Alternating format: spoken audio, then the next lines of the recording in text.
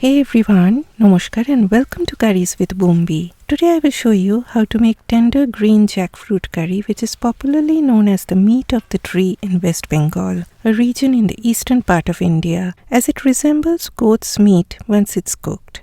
I have used canned jackfruit. It comes submerged in salt water, so I drain all that water and give a quick rinse under tap water.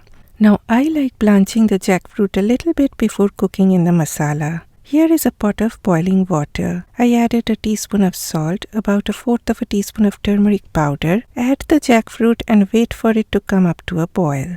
After that, boil it for 3 to 4 minutes and then take them out. Heat 3 to 4 tablespoons of oil. Once the oil turns hot, in goes Mr. Potato.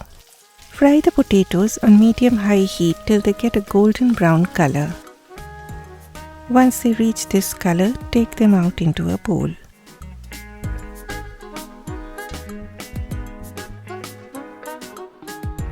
Lower the heat to low and add a dry bay leaf, dry red chilies, and a teaspoon of cumin seeds, that is jeera. Stir just for a few seconds, making sure that the seeds do not turn black in color, and then add chopped onions. Add an eighth of a teaspoon of salt and fry the onions on medium heat till they soften down and turn a shade darker in color. When they look like this, add a tablespoon each of finely grated ginger and garlic.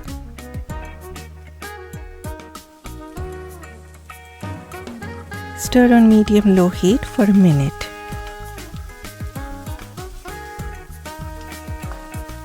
Next add chopped tomato along with an eighth of a teaspoon of salt that will help the tomato to become soft faster.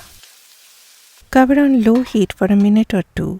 In the meantime, here I have taken some plain unflavored yogurt that I took out from the fridge about half an hour ago. In it goes a teaspoon of turmeric powder, 2 teaspoons of Kashmiri red chili powder. Please adjust the proportion of chili powder according to your preference. A teaspoon of ground cumin and a teaspoon of ground coriander seeds, and also a fourth of a teaspoon of black pepper powder. Add about a fourth of a cup of water and mix well so that there are no lumps. Let's check on the tomatoes. They have started to become mushy, but I want them to turn a little more softer. So lid goes back on for a few more seconds. Okay, the tomatoes have now turned soft.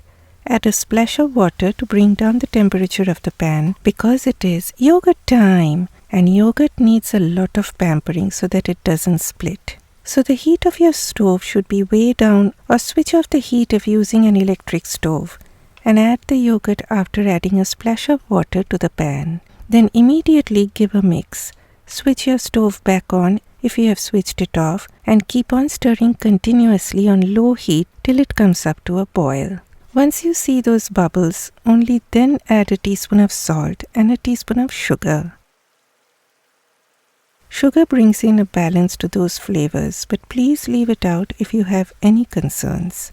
Next, cover on medium-low heat for 2 minutes.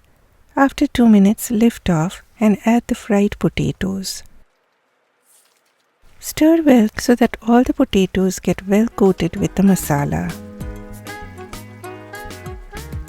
Then add half a cup of hot water. Cover on and simmer on low heat for 5 minutes. After 5 minutes, the blanched jackfruit enters the pan.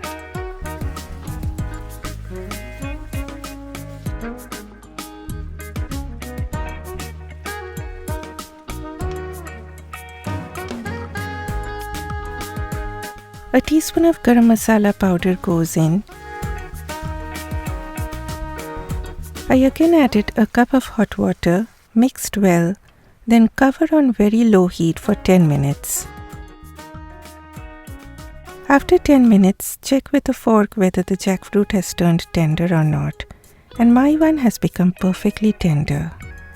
You do not want it to turn too soft because then they will open up like shreds and your whole curry will be looking pathetic and miserable. Remove the bay leaf and you are done. Serve this with hot steamed rice or roti and you are going to love it. Please give me a thumbs up if you've enjoyed watching this video and I will see you next time. Bye bye.